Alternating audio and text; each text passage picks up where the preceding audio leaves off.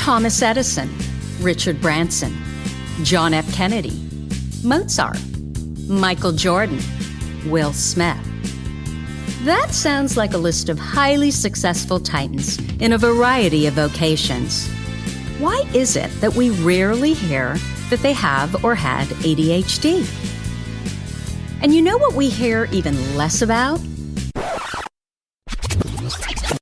Serena Williams, Emma Watson, Mel Robbins, Whoopi Goldberg, Agatha Christie, Erin Brockovich, Cher. Yeah, the successful women navigating ADHD. And that's exactly why I started this podcast, ADHD for Smartass Women. I'm your host, Tracy Otsuka. I'm a lawyer, not a doctor, a lifelong student, now a coach. I'm also the creator of Your ADHD Brain is A-OK, a system that helps people like you figure out what they should do with their life. And we're here today to talk ADHD, your strengths, your symptoms, your workarounds, and how you proudly stand out instead of trying to fit in. I credit my ADHD for some of my greatest gifts. And you know what? I spy a happier life for you too. So without further ado, a shiny new episode is starting now. Hello, I am Tracy Otsuka, and I wanted to welcome you to episode 90 of ADHD for Smartass Women, brought to you by Your ADHD Brain is A-OK, the 6-step system that shows you how to fall in love with your ADHD brain. If you'd like more information, join our waitlist at tracyotsuka.com/waitlist. So in this episode, I am going to introduce you to the lovely Katelyn Mabry. Katelyn is a special educator who has her master's in reading and is the author of Hi, It's Me, I Have ADHD. She just launched the most wonderful podcast for kids titled Journey with Me Through ADHD, which is designed for children with ADHD to listen to and feel understood. She lives in Wisconsin with her husband and 4 young kids. Katelyn's passion is to speak into the hearts and minds of children and families with ADHD so that they feel connected and understood. Welcome, Katelyn.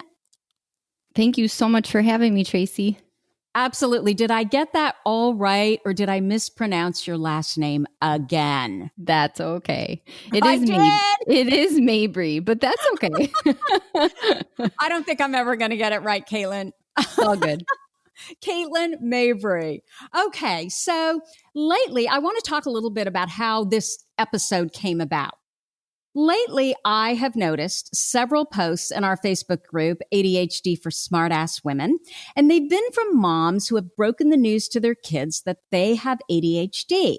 And their kids are completely devastated by the diagnosis. And when I say they have ADHD, the moms are telling the children, or the dads are telling the children that they have ADHD. And these kids are so upset by the diagnoses. Now, there's so much misinformation out there. You know, we know that kids can be cruel. And so these kids have the belief that ADHD means that they're somehow not very smart, they can't get anything done, and they're basically destined for failure. And sadly, there are a lot of doctors out there who espouse these theories as well. You know, I've told the story many times about taking my newly diagnosed 12-year-old son to a psychologist's office to learn more about ADHD. And she would actually pulled us aside, my husband and me, and she told us that we needed to reduce his expectations so he wouldn't be disappointed in life. No.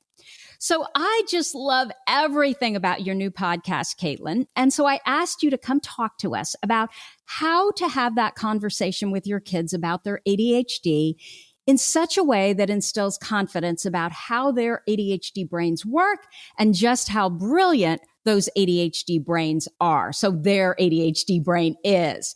But before we go there, I just was hoping that you could maybe share a little bit about your own ADHD story. Would you mind doing that? Yes, I would love to do that. So I was diagnosed at the age of 10. I will never forget. I went to a psychologist. My parents brought me to a psychologist. And I remember just being curious about, why I was there. And I just remember being there for a long time and going through lots of different tests. And I remember it was kind of fun. They made it fun. But then at the very end of it, I got into the car and my parents said, I almost remember vividly, they said, Katelyn, you have something called ADHD. I said, what is that? And they said, it stands for Attention Deficit Hyperactive Disorder. And I was like, I just remember my brain thought, deficit and disorder. And I was like, those are not very positive terms, right? And so in my mind, I thought immediately, well, there's something wrong with me. And in my mind, I thought I was defective, and my parents did the absolute best that they could to help me come up with strategies, but I was never then educated on what it truly meant and what that diagnosis meant, the depths of the diagnosis. So I went through school. I was kind of a BC student. I always just felt really alone in my diagnosis. I felt like nobody really understood, my impulsive behavior at times. And I felt a lot of that rejection sensitivity, which I didn't put a name to it till I was older. Did you know other kids that had ADHD, or were you the only one? I did not know of anybody. And it's been really interesting because now that I've been so transparent, I have a lot of friends from high school that have come to me, and it makes total sense because I'm like, no wonder we got along so well, that have kind of come out and said, Katelyn, I have ADHD too. I'm like, oh my gosh.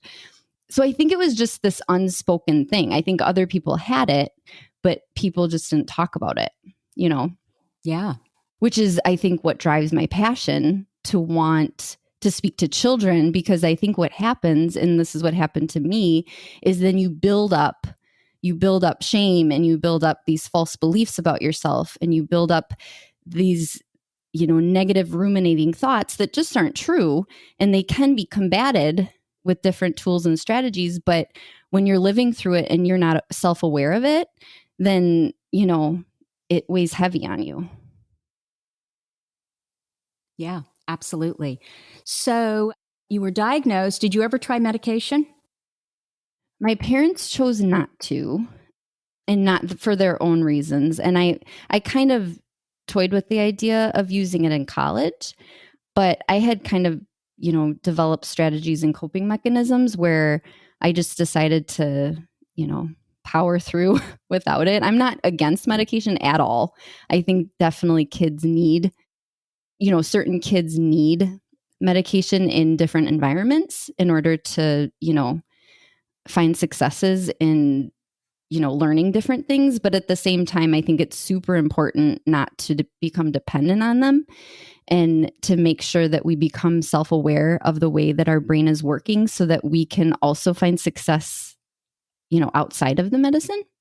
Absolutely. I completely agree with you. I think medicine is just one tool in the tool chest. Absolutely. And what typically happens is we go to, the doctor, we're diagnosed with ADHD, and the only thing they do is write the prescription. And that's only part of the puzzle. I mean, I wish I was one of those people that it worked really well for, but it doesn't. And so I had to figure out the workarounds. But I've really found that the workarounds really do work. Mm-hmm. Absolutely. Which is a testament that it's not, medication's not the end all be all. There's other options too. Right. Okay. So go back to when, your childhood and you were diagnosed, and then what happened after that? Did you still kind of muddle along as a BC student because nobody really gave you anything more than the diagnoses? It's very true. So I went into early childhood special education in college. And the super interesting part was in all my prereqs, I still stayed a BC needed tutoring student. And then once I got into my undergrad, all of a sudden my hyper focus kicked in, and the interest driven mind that we're created with just was lit on fire. And I ended up getting a 4.0. Wow. I love those stories. I mean, it's absolutely true. And I mean, I say it to everybody who will listen. There is no ADHD brain that I have ever met that isn't brilliant at something. And so it's our charge, because we have these interest-driven brains, right? It's our charge to figure out, okay, what does that mean for us individually? Right. Okay, go on. I'm sorry if I'm interrupting. No, that's okay. So actually in college is when I wrote Hi, It's Me, I Have ADHD, my children's book. I wrote it for a class, and I'll never forget my professor. Ironically enough, she was an adult with ADHD, and I read it to the class, and it was just for an assignment, so I didn't really think much about it. She came running down the aisle because it was one of those big auditoriums, and she said, "Katelyn, you need to publish this book." And she had written a huge 100% on my grading sheet. And I was like, wow. And my love language is words of affirmation. So that just filled me up, and it gave me this confidence in something that I hadn't felt in a long time, but I still live with my ADHD brain that oftentimes causes me to, if a task is new or if it feels too big, I shut down and I don't pursue it. And so publishing a book just sounded like a huge feat. And so I was like, I'm going to just put that aside. But it resonated with me because for the next 10 years then, I kept thinking, should I publish that book? Should I publish that book? And in the meantime, I had taught in early childhood for 7 years. So I was working with kids. A lot of my kiddos, handfuls in each class had ADHD. And so I was gaining experience on that level. So now not only was I living it, but I was teaching kids who struggled with it. In the meantime, this is when I feel like my growth began, because I got my master's as a reading specialist, which if you asked somebody when I was in elementary school if I would be getting my master's as a reading specialist, they would say, no way. Katelyn does not like reading. And that was what you struggled with the most, right? Yeah. Reading. Yeah. I struggled with reading. I didn't like doing it. I didn't like anything about it. So it was really interesting because here I'm in this master's program with all these people who love reading. What made you choose it though, Katelyn? Well, like I said, it was kind of the beginning of my growth journey.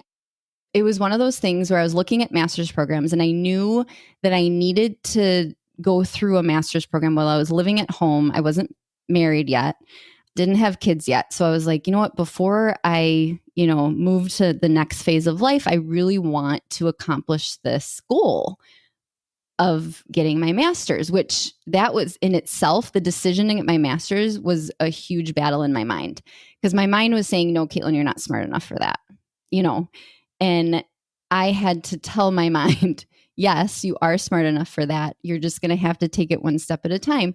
And so as I was evaluating it, I'm like, you know what? I love helping people, and I love helping people with something that I've struggled with.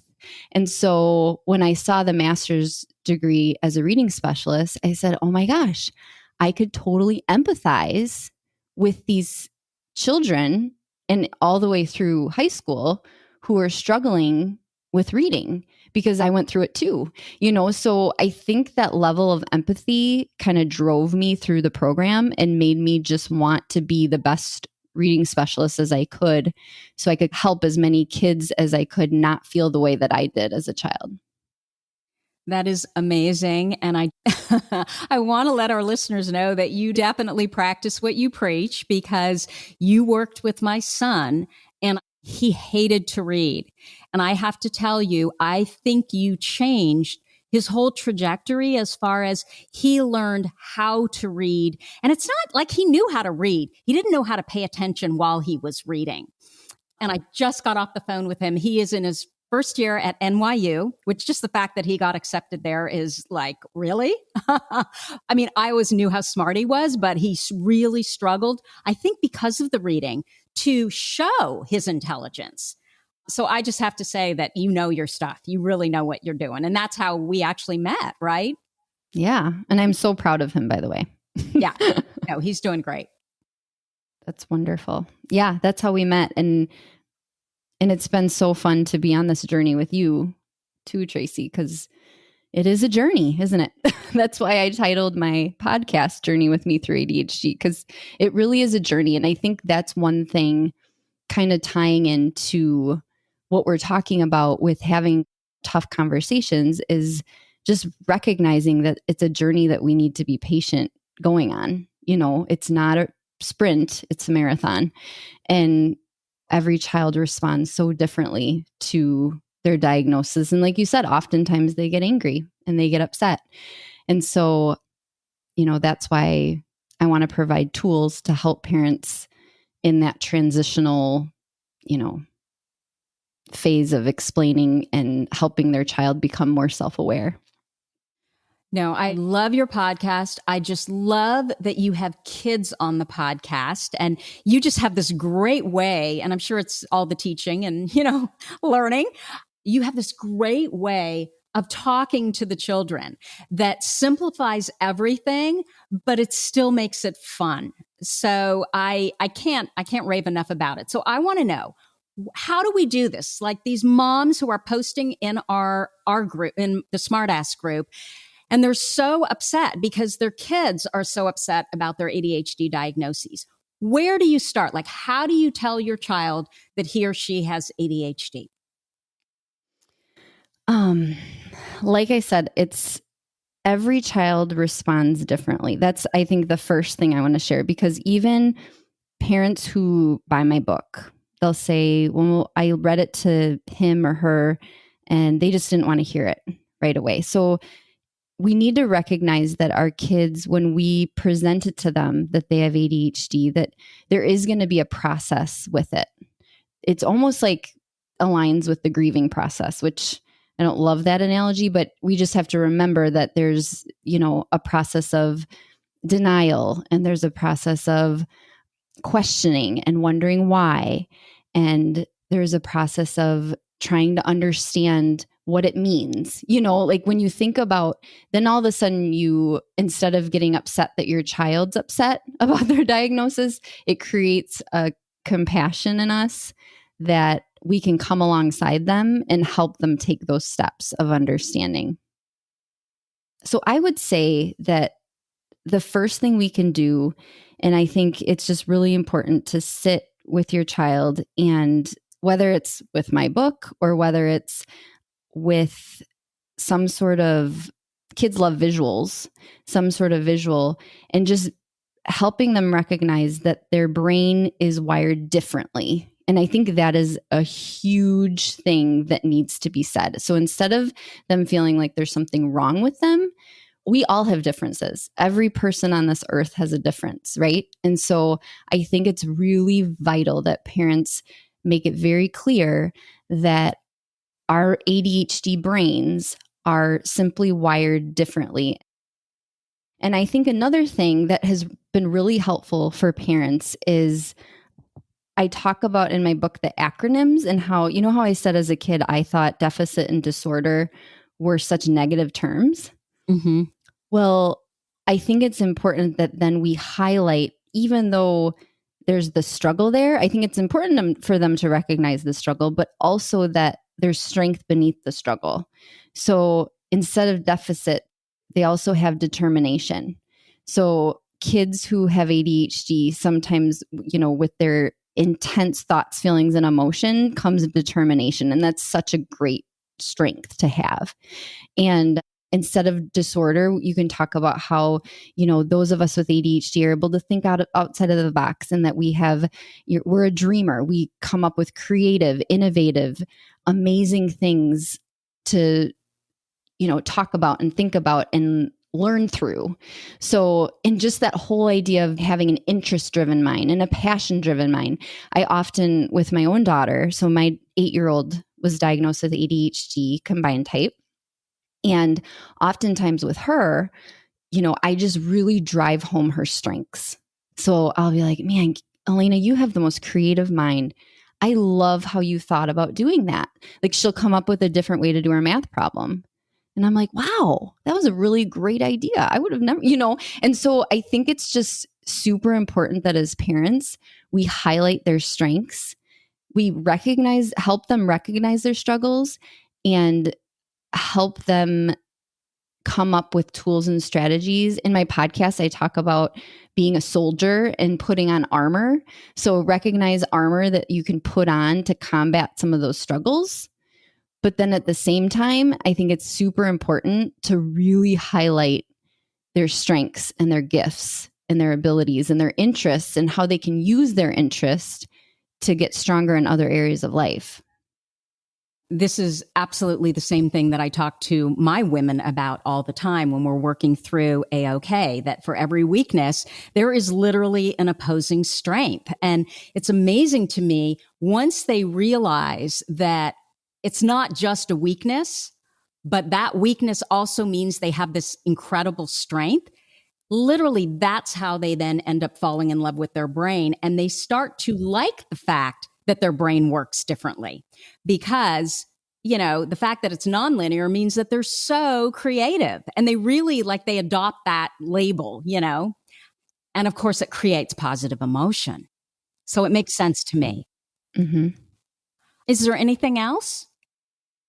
Yeah, I think it's really important too that as parents, we need to make sure that we're aware of the way that our child's brain is working.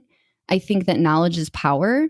And I think we'll respond to our kids. Because a lot of times I'll have parents ask me, well, what can my child do? Or what can I have my child do? And see how it's kind of outward, pointing, what can I have my child do?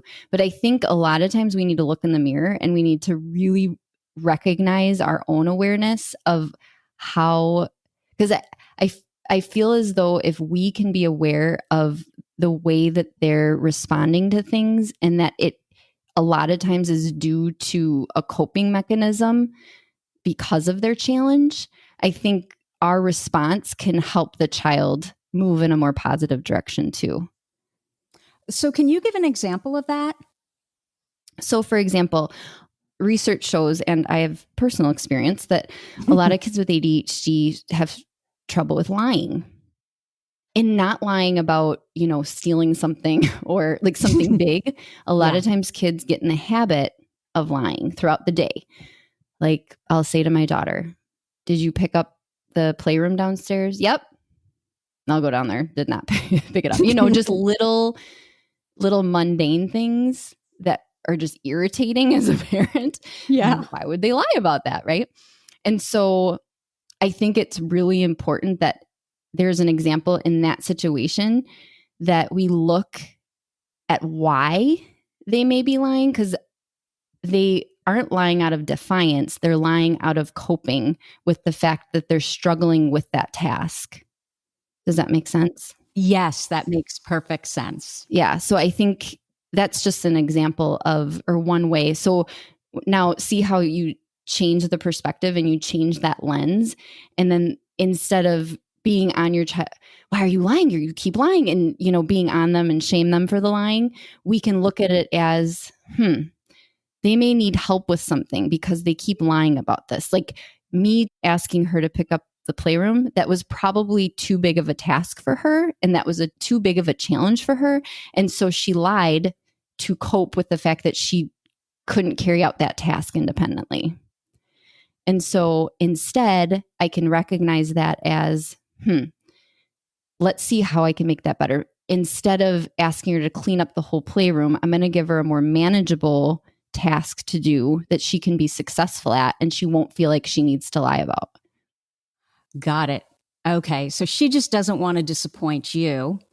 And so the easiest, fastest thing to think of in her mind is, yeah, I did it, and then you'll be happy. But really, she doesn't think beyond that, right? Right. When you go downstairs and you find out she's done nothing. Yeah, the reflective piece, that's something we need to work on. Her psychologist said, Alina, a lot of times our ADHD brains have a really hard time with that reflection, reflecting what the result will be around the response given, so so it's something that needs to be exercised in practice, that whole reflection piece. Okay. Is there anything else that you'd like to add as far as things to think about when you're talking about ADHD with your child, when you're introducing the subject to them? I mean, part of it, though, what you're saying, Katelyn, is we really have to become educated first, right, on how their brains work. And that's kind of hard because I know with us, that was the last thing I would have thought of was ADHD. And so I knew nothing about it. And so that's what I think made it even more difficult. And then, by nature, I'm just kind of a make lemonade out of lemons person. And so when I had that psychologist say to us, oh, you need to reduce his expectations, I just instinctively knew, no, we don't do that. And by the way, okay, I just have to say this so that I can get it off my brain. Somewhere at the very beginning, I think I said my husband and me, and it should have been my husband and I. Okay, so now I can totally focus. That's so funny. But now did we forget about what we were talking about? Yeah, no. Something that I did want to talk about too is the fact that sometimes now I forgot, Tracy. It just left my brain. That darn working memory. Well, there's something that we can talk about. Working memory. So often I think we get frustrated with our kids because we're like, why? I just asked them to do something and they came back and they didn't do it. Or, I asked them to get their socks on 10 times. They keep coming back. I think giving our kids grace in those moments is a gift that we can give them too, because kids with ADHD, research shows that they're told 4 times as many negative comments as a neurotypical child. And so I think as parents, we need to be mindful of that. And we need to make sure that we're aware of what and I'm guilty of it too. I mean, I find myself sometimes getting into that pattern of being on her about things. And I have to kind of step back and reflect myself and remind myself that, because as many of us know, some of us might not, it's important to remember that developmentally, kids oftentimes are up to 3 years behind in development. And so that makes a lot of things make more sense too, in terms of their emotional reaction to things. Is it a too big reaction, or we can, educate them and encourage them to have the right size reaction in different situations.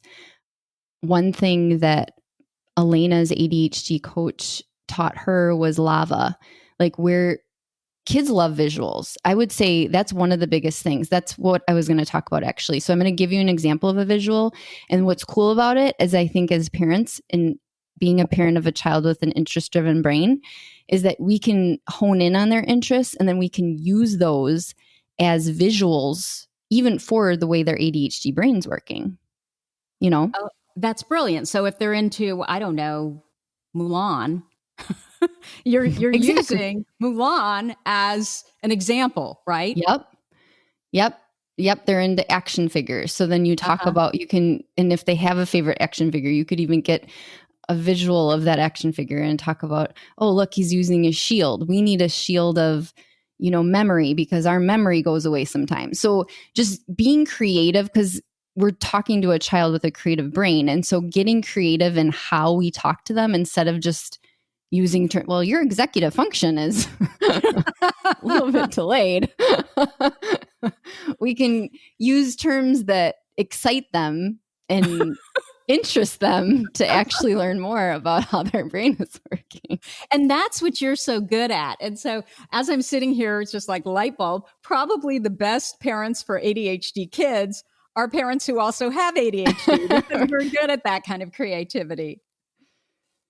Right. I know. And that's the thing, is sometimes, I'll talk to some parents who are neurotypical and they'll say to me, oh my gosh, Katelyn, how do you come up with that stuff for Elena? And I'm like, well, it's because we share a brain. Which must also help for that child to know they have another parent who has ADHD. It was so sweet. Elena, the other night, she said, she was like, Mom, I'm so thankful that we share a brain. She says to me. I'm like, oh, babe. I think she really feels that connection, and it really helps her feel like she's not alone, simply because she knows I have it, Mm-hmm. And so I would say that too. I think, especially since you're talking, a lot of the parents on your page have ADHD.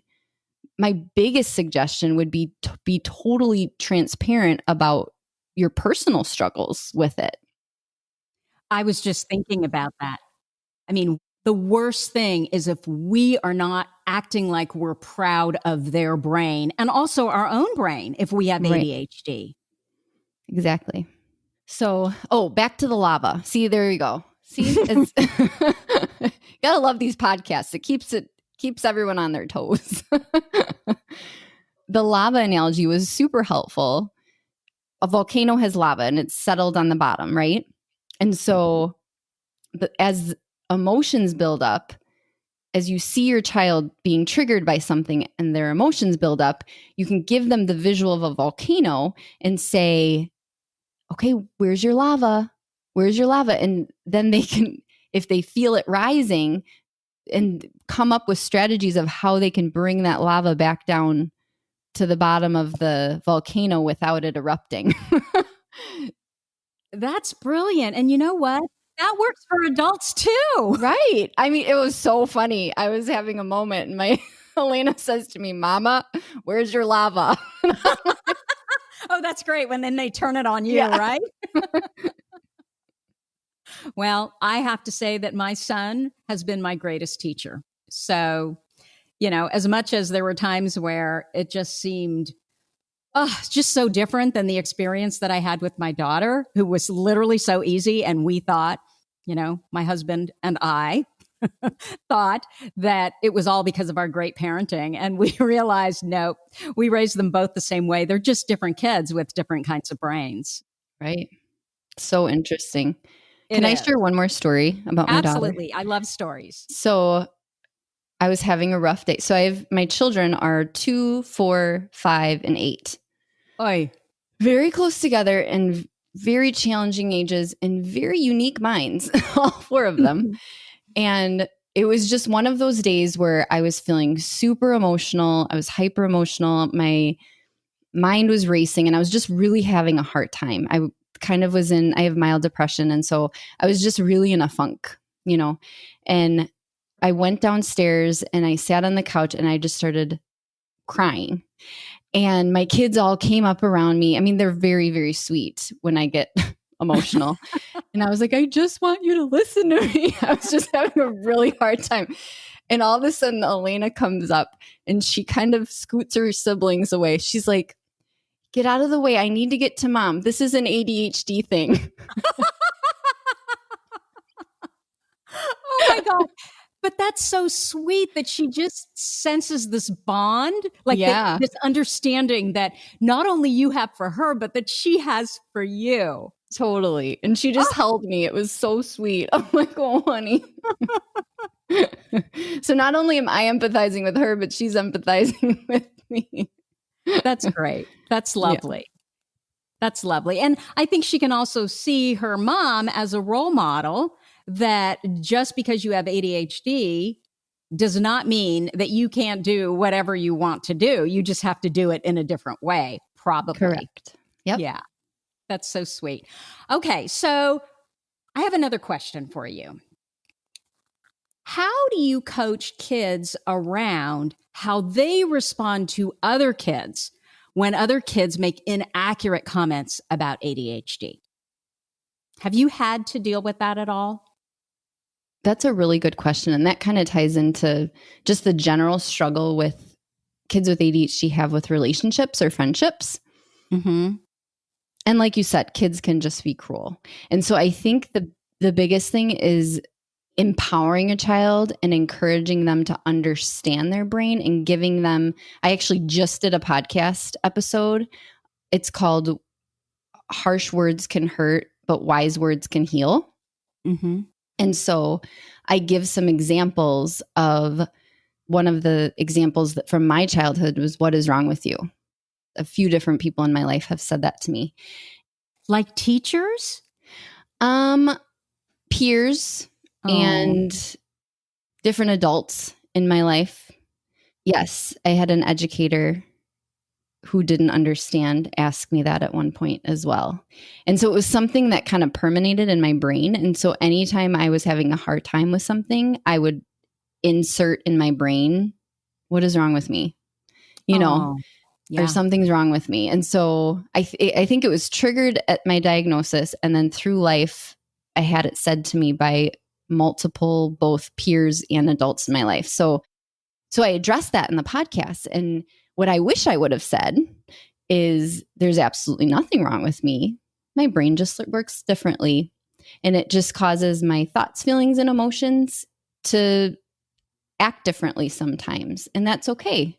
Sometimes I need breaks, like in advocating for yourself, really. And so teaching a child how to advocate for themselves, I think, is the biggest tool that I've been trying to provide for kids who I coach, or even through speaking to them in the podcast, just becoming their own self-advocate. Got it. My dog, my dog is throwing up. I have a big old thing of vomit in one area, and she's kind of walking around the room, getting ready to throw. She's going to throw up again. Oh my God, just stay away from the car. No, that's okay. Oh God, sorry. Okay. What about mindset, Katelyn? I would think that would be pretty important. Absolutely. That's one thing that was an aha moment to me growing up, because our actions often are dictated by our thoughts, right? And so if we have these ruminating negative thoughts, then oftentimes our actions follow based on how we feel. And so I think that one of the foundational pieces that we need to put into place for ourselves and our children who have ADHD is to investigate our thoughts and figure out where our mindset is at and make sure that it's going in a growing direction. Because so often it's going in a ruminating negative direction, and we need to change the trajectory of that so that we can grow into a place in our minds where we're ready to apply tools and ready to apply strategies. Okay, so I understand that as an adult. How do you explain that to a child? How do you get them to buy off on it and even try? It's a great question. So one thing an exercise that I do with kids that's helpful, first we need to make them aware of their thoughts that are negative, whether that's having a conversation with your child, like, what are you thinking right now? Or something that they say often, and encouraging them to pause, identify where that thought is coming from, like what thought is producing those negative words or negative actions, and then having them flip it. So I'll give a pretty strong one, but something that I've really worked on with my daughter is, I hate myself. It sounds so harsh, but kids feel this way. And so I hate myself turns into I love myself because. And so this is when we need to exercise reversing that negative thought and trying not to let it become a habit, a habitual thought, and trying to change the thought from I hate myself to I love myself because. So anytime they're triggered with I hate myself, they might say I hate myself because I can never remember anything. And you can reverse it and say, I love myself because sometimes I forget, but then I have the ability to remember once something looks familiar to me. Yeah, it's the same weaknesses to strengths, right? Exactly. So, and that looks different for every child because every child has different thoughts. I'm not good enough is a big one, or I can't do things good enough. And so you reverse that to I am enough and I am good enough because I have this ability and this strength and this. So just helping kids shift that mindset with, and it takes time. And that's another thing is some parents will be like, well, I did the exercise and it didn't work, but it takes time. And so that's where patience comes in. And we need to just continually feed them those truths and those positive growth statements so that eventually and gradually they hold on to them and, are able to live them out. How do you even introduce this to them? I mean, if you have a child that really is down on themselves and they just think, they're kids. I mean, adults are like this, right? They just think that if that's what they're thinking, that's just the way it is. Right. I think introducing it to them is the key. So obviously they're not going to get it right away, and it might take a little bit of time for them to understand it. But I think introducing, like, I see in you, I see that you have thoughts that are bringing you down. They're knocking you down. Well, can I help you come up with some thoughts that will build you up?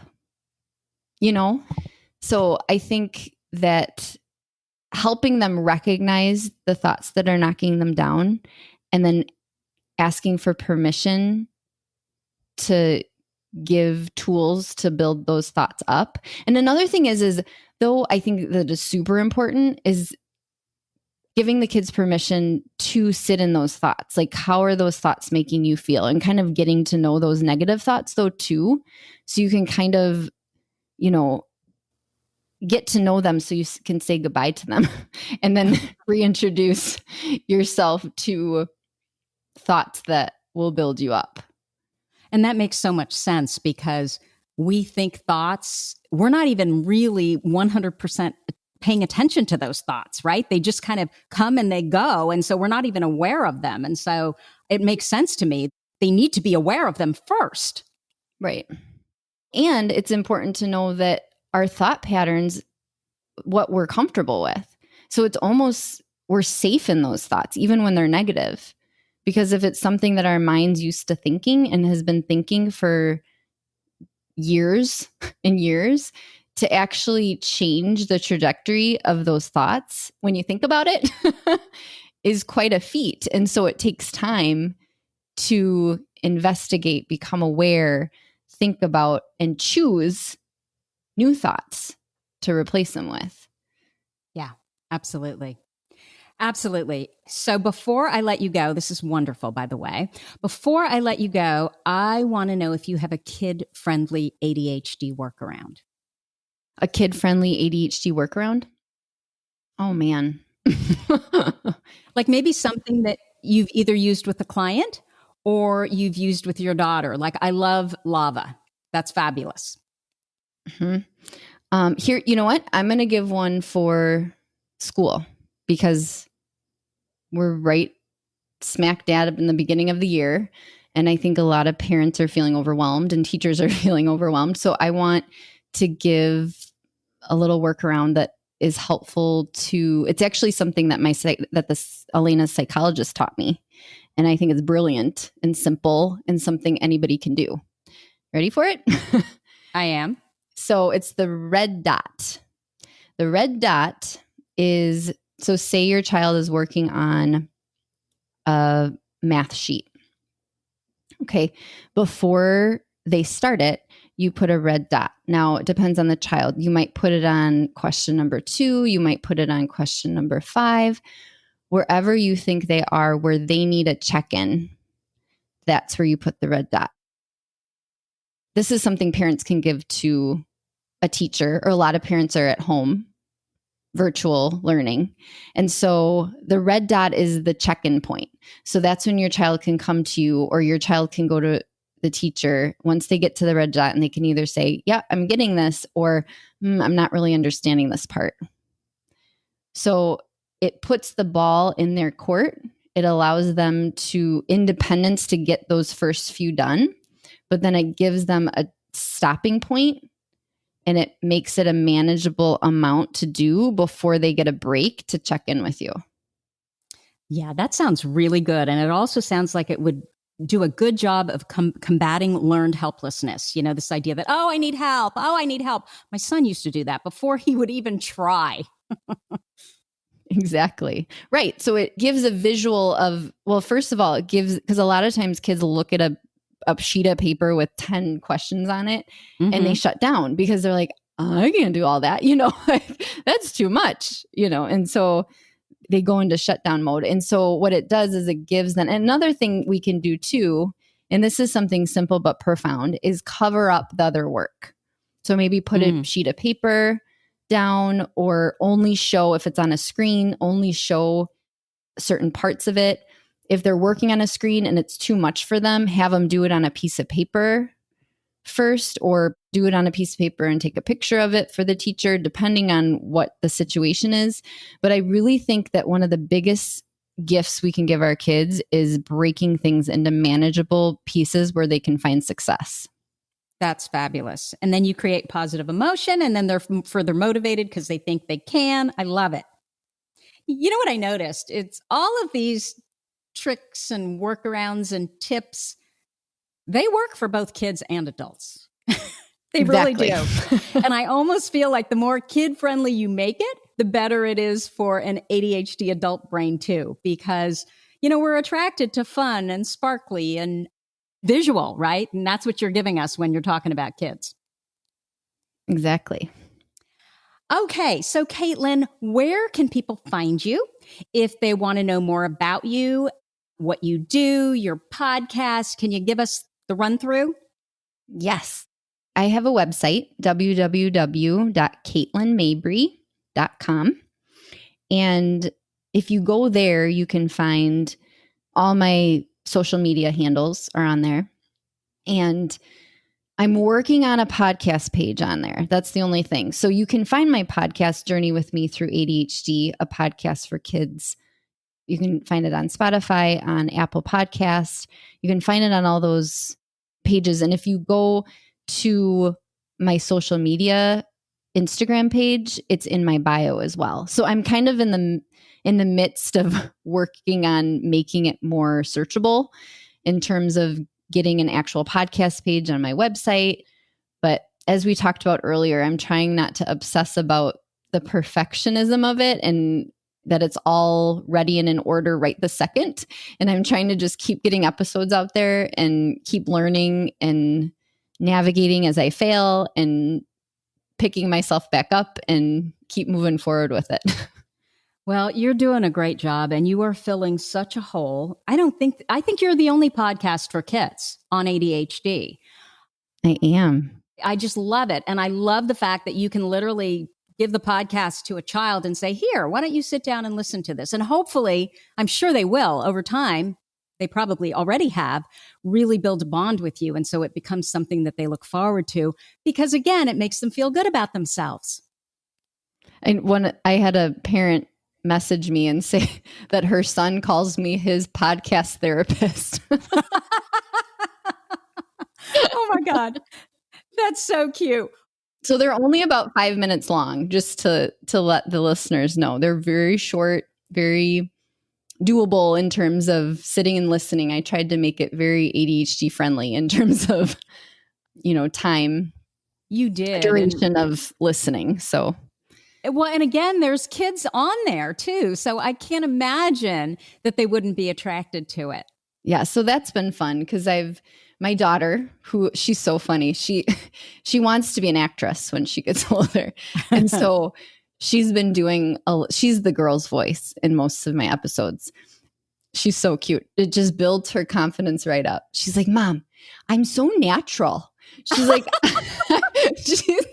she says, see, now I wanted to be an actress and I kind of am an actress now because I'm on your podcast. That is the cutest thing ever. Good job, sweetie. Absolutely. And she is good. She's very good. Okay. So I'm going to have all those links in our show notes, which you can find at tracyotsuka.com/podcast. Again, Katelyn, thank you so much. That was so fun. And yes, thank you so much for having me. Yeah, that's what I have for you for this week. So if you like this episode with Katelyn, please let us know by leaving a review. Our goal is to change the conversation around ADHD, helping as many women as we possibly can learn how their ADHD brains work so that they too may discover their amazing strengths. And your reviews, they really help in that regard. One more thing, if you have a comment, a guest you'd like me to interview, or a topic idea for this podcast, you can go to my website at tracyotsuka.com and leave me an audio message or reach out to me at tracy@tracyotsuka.com, my email. Thank you so much for listening, and I'll see you here next week.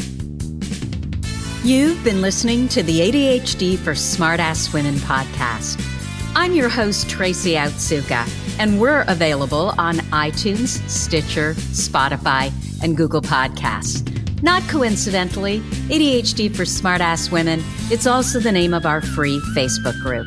We're a totally smartass community of successful, ambitious women who share our ADHD wins, questions, and workarounds.